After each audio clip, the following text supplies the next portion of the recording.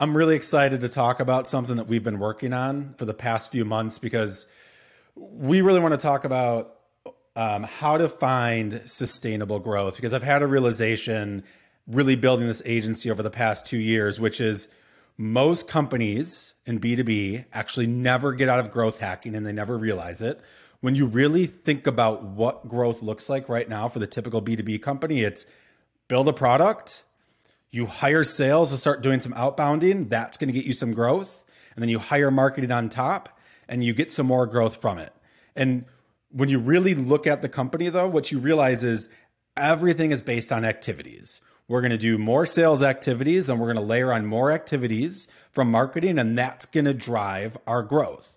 But there's a bigger problem with that, which is everybody at your company is speaking different languages on how you grow. So we've talked about this idea of if you go out and you ask your executive or your leadership team or your board to write on paper, hey, like, how do we grow this? What does growth look like? You get different answers from everybody. You're going to get marketing that's going to say, well, we're going to go do some SEO and we're going to run some ads. And then you get a sales team that says, we're going to start outbounding and sending cold cadence email outreach. And then you get a product team over here that says, we're going to build out these features and go after this market. And that's the big gap for most companies, which is they don't actually understand how they grow. So nobody at the company is aligned on how they grow. For the longest time, growth has been simply you get sales plus marketing equals growth.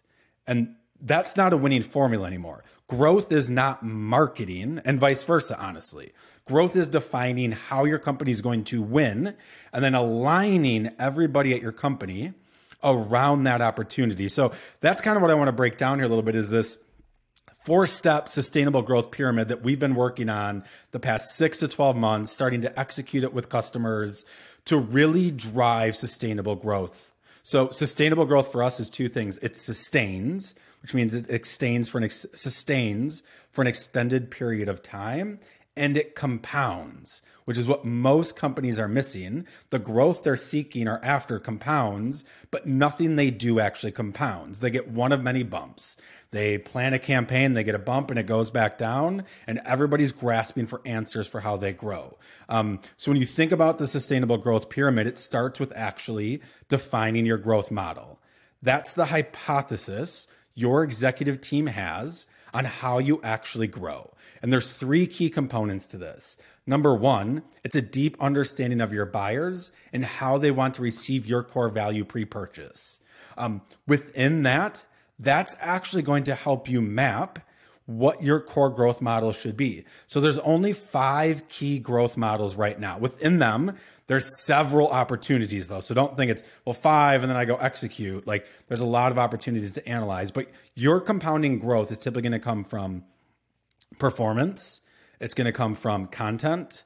It'll come from word of mouth. It's going to come from sales, or it'll come from partnerships. Those are the 5 core models that are going to drive growth for you. And then from within that, you need to define what channels align to how buyers want to receive your core value and also align with your core growth model and also align with your product, right? So when you think about the first step of the pyramid, you're actually answering the question and building a hypothesis around how does this company grow?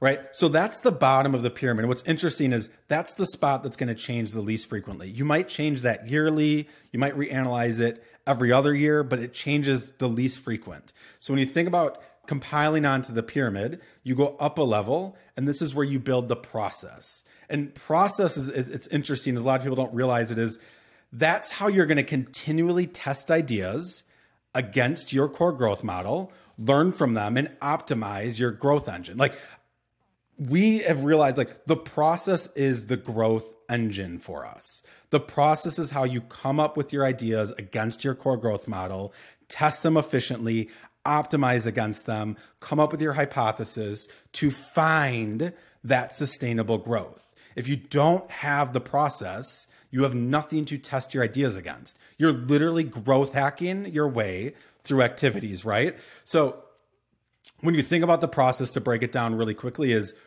it's going to help you build a roster of ideas against your core growth model. Number 1, you have to have a start of ideas of how you're actually going to drive growth against your model. Number 2, You have to come up with an hypothesis. So once you have your core growth model, let's say it's content, right? You might run a hypothesis around, if we do this one key thing and increase its volume by 50%, we're going to get this output, right? Like that's how you're going to start running your hypothesis. And then the other thing with it is it's going to help you come up with new ideas against your core growth model that you're going to run next. Those are the key elements of your process. So to be very clear, right, the process is not a roster of activities. The process is how you're going to actually learn about what's working and what's not. You want to maximize your learnings within the process. And when you think about your roster of ideas, you want to prioritize them based on the biggest impact against your growth model. Now, the thing about the growth model and the process, right, is you're going to fuel that with tactics. But before you get into the actual tactics, you have to define your strategic messaging. And this is an area a lot of people don't spend enough time on. So the messaging is 2 strategic points. Right now, it's number 1, it's your product positioning. That's how you're going to go out and capture demand. You need to go out and validate that you have the right value proposition, that you're communicating your buyers' pain points properly, that you're talking about the benefit statements properly. Nothing shows an inefficient revenue engine like someone going out or growth model when you can't go out and you're communicating your value proposition and buyers don't even understand what you do. Right? Nothing will kill your growth model faster than that. That's how you're going to capture demand. On top of that, we believe in this process to attract growth. We don't think you can create demand, but you can attract growth through a compelling brand narrative. So another key component of your marketing when you go out and you're pushing your message through the tactics is that you have to have a story that resonates with your buyers' current state of mind, habits, and beliefs. If you don't do that, you're always stuck going after the 1 to 2% of your buyers in the market, right? So you want to actually go out, and one of the first things we recommend is leveraging your process to test and validate your messaging. Once you actually get that, you can go out and start testing more tactics. So the tactics are the fuel for your process.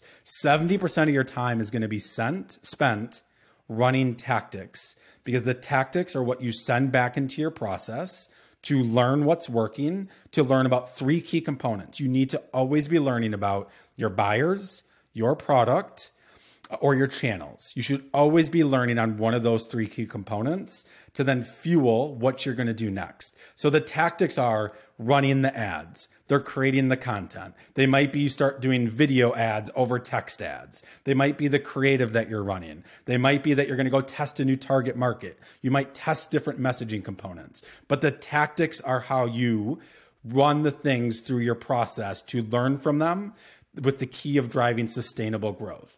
And then what you'll start to realize is the faster you learn and the more you learn, the more you can actually start to get to sustainable growth.